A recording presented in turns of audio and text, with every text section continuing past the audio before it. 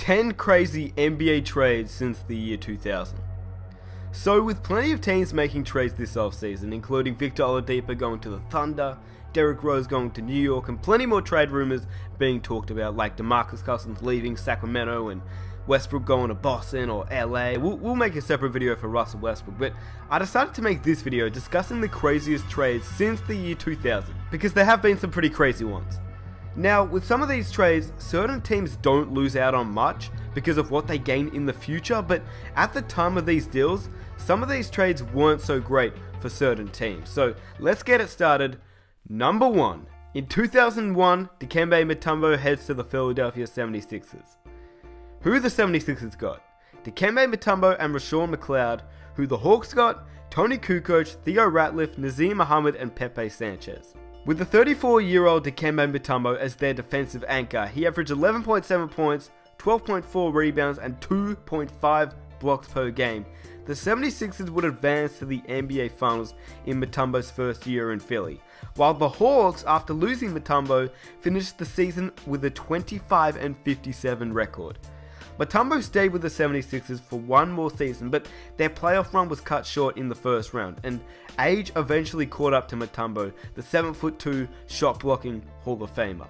When Mutombo got traded to the 76ers, he and Iverson led a pretty weak 76ers squad to the NBA Finals, as well as Dikembe also won Defensive Player of the Year. So the trade was a good one for the 76ers, and obviously it was a terrible one for the Atlanta Hawks. The reason why this was such a good trade for the 76ers was because this was pretty much their shot to get Iverson an all-star caliber player to try and contend with. Even at his age of 34, this was a terrible trade for the Hawks, as Dikembe still had some talent left in him, and for what they got back, yeah, it wasn't too good. They finished with a 25-57 record after he left the Atlanta Hawks. And like I said, he ended up making it to the NBA Finals with Allen Iverson, so pretty good trade for the 76ers, although they were never able to win. Number 2, Ray Allen to Seattle and Gary Payton to Milwaukee. Who the Bucks got? Gary Payton and Desmond Mason. Who the Supersonics got? Ray Allen, Kevin Ollie, Flip Murray, and a first-round pick in the 2003 NBA Draft, who ended up being Luke Ridnour. At 34 years of age, Gary Payton had all but secured his spot in the Hall of Fame, and would only spend 28 games, let me repeat that, 28 games in Milwaukee before heading to Los Angeles, while Desmond Mason spent just 2 seasons in Milwaukee before being traded to New Orleans. The real winner in this trade? Well, it's pretty obvious. Obviously, no doubt in anyone's mind was the Seattle Supersonics. They ended up getting Ray Allen, fully in his prime at 27 years old, and he would reach his full potential in Seattle, averaging 24.6 points per game, 4.8 rebounds and 4.4 assists, and 2.9 threes made in his 4.5 seasons with the franchise.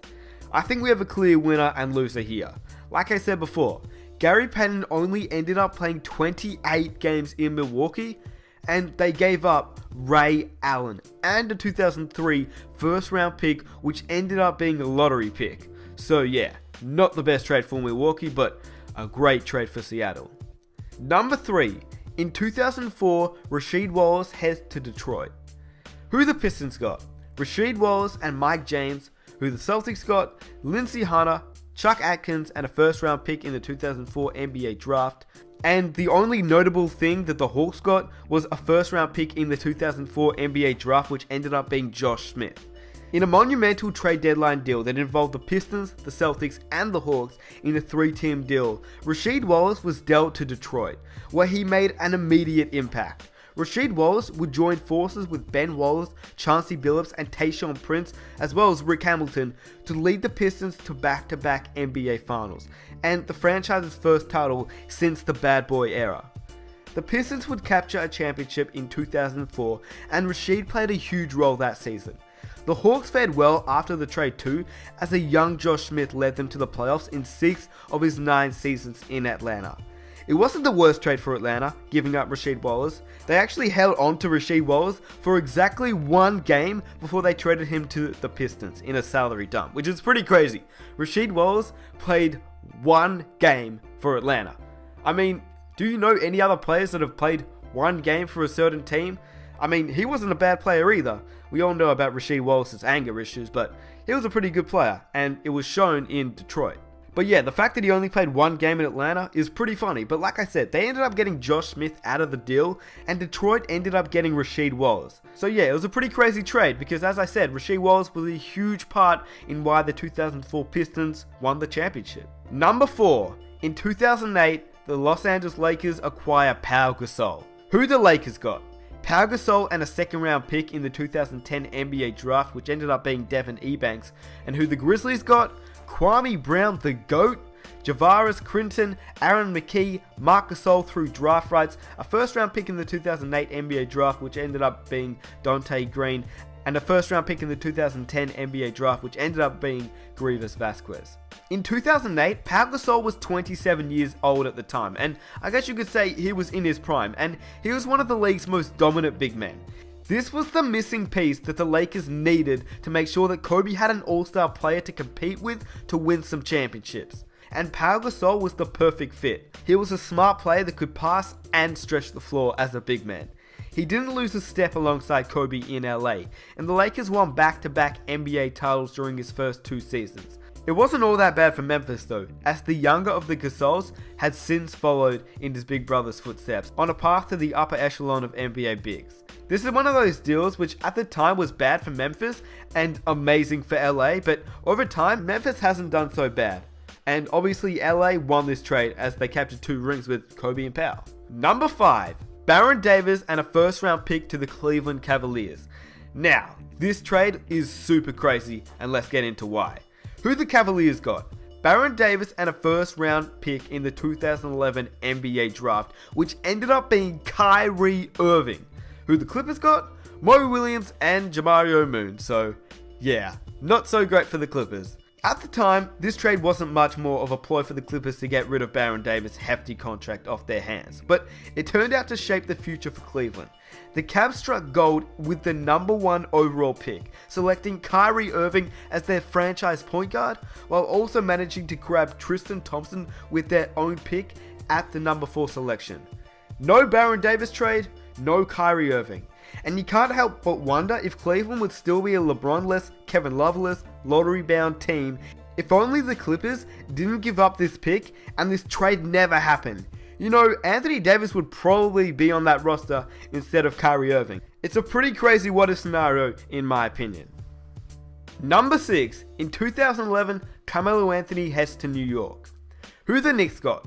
Carmelo Anthony, Chauncey Billups, Ronaldo Bogman, Anthony Carter, Sheldon Williams, and Corey Brewer. Who the Nuggets got? Raymond Felton, Danilo Gallinari, Wilson Chandler, Timothy Mozgov, Kosta Koufos, a second round pick in 2012, a second round pick in 2013, a first round pick in 2014, and an option to swap first round picks in the 2016 NBA draft with the Knicks. Who the Timberwolves got? Eddie Curry, Anthony Randolph, and a second round pick in the 2015 NBA draft. This is one of the biggest blockbuster trades in league history. Over a dozen players were dealt, and we're still waiting to crown a clear winner as a result. Since the trade went down, none of the teams have advanced past the second round of the playoffs, and only 3 players, Carmelo Anthony, Danilo Gallinari, and Wilson Chandler, still remain on their same teams. Looking back now, I think the clear winner was Carmelo Anthony going to New York, but that was totally expected when the trade went down. In saying that, the reason why it's on the list is because it was just one of the biggest blockbuster trades since the year 2000. So yeah, Carmelo Anthony going to New York was a pretty big one in 2011. Pretty crazy trade in my opinion. Number 7, the Brooklyn Nets lose out on Damian Lillard in 2012. Who the Brooklyn Nets received? Gerald Wallace. Who the Portland Trailblazers received? Mehmet Oka, Sean Williams, and a top 3 protected 2012 first round pick used to select Damian Lillard. This isn't the last time you're going to see former Brooklyn Nets general manager Billy King make an appearance on this list, as his blatant disregard for future first round picks is largely why the Brooklyn Nets' future looks so bad and hopeless at the moment. This trade isn't crazy. What's crazy is what the trade meant for Brooklyn and what it meant for Portland. Oh yeah, that's right, on the franchise point guard Damian Lillard, 4 years after the trade, Lillard has emerged as an all-NBA worthy point guard, far better than Deron Williams was during his time with the Brooklyn Nets. Both Williams and Wallace opted out, signing 5-year $98 million and 4-year $40 million deals respectively, yet both would find themselves on the way out within 3 years. The Nets flipped Gerald Wallace in a catastrophic deal we'll discuss later, and they bought out Deron Williams this past summer. Pretty crazy that the Nets could have ended up with Damian Lillard if not making the trade to get Gerald Wallace.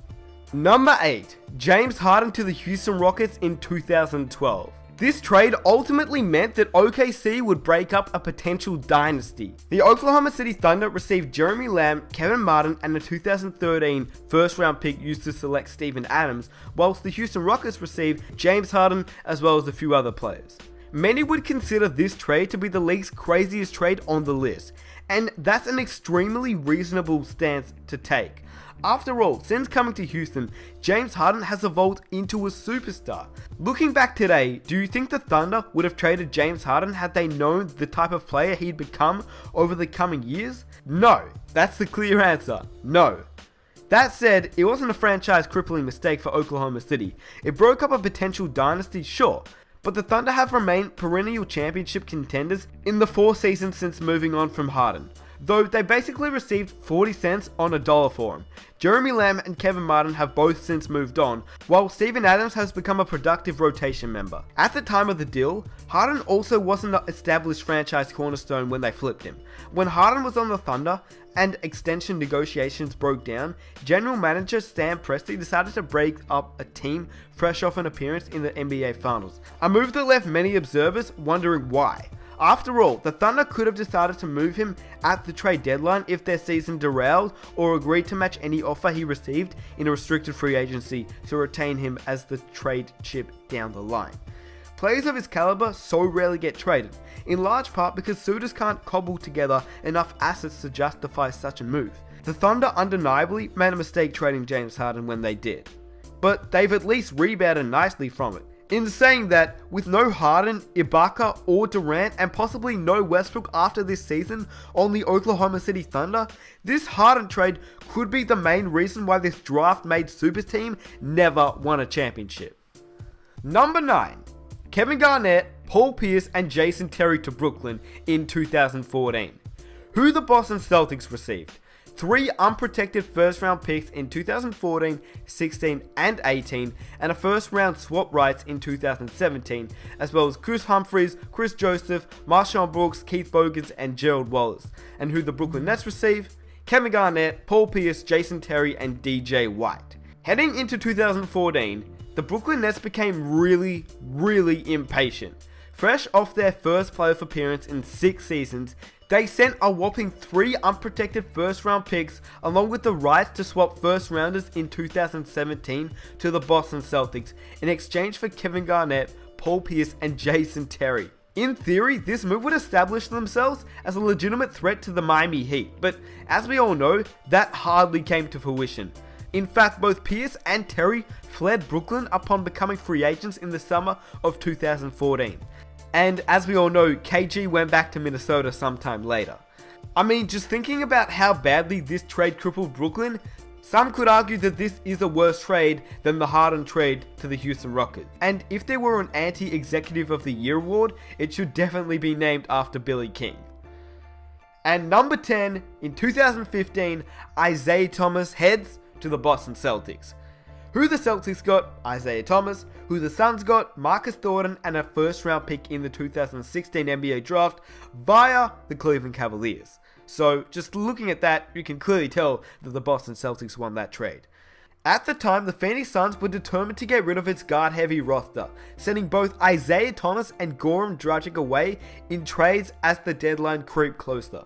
Thomas is an all-star point guard and a franchise player for the Celtics. And Marcus Thornton is suiting up for the Houston Rockets after playing just 9 games in Phoenix and tallying a total of 32 points.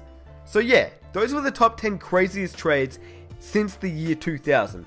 As you saw, there have been some pretty crazy trades since the year 2000. Let me know what trade you think was the worst trade. And if you want to see more of these types of videos, be sure to subscribe for more, and don't forget to drop a like on this video just to show your support. Also, my 100k subscriber video is coming out soon, But I'm doing a Q&A for that 100k video. So if you guys have any questions you want to send me, just send them to me over on Twitter, and I'll see if I can answer them for you guys. And don't forget to follow me on Twitter at nicksmith71218. If you guys are free right now, I'd appreciate it if you can just go over to my Twitter, shout me a follow, and tweet me a question for the Q&A 100k special. Anyway, it's been your boy Smith. I'm out. Peace.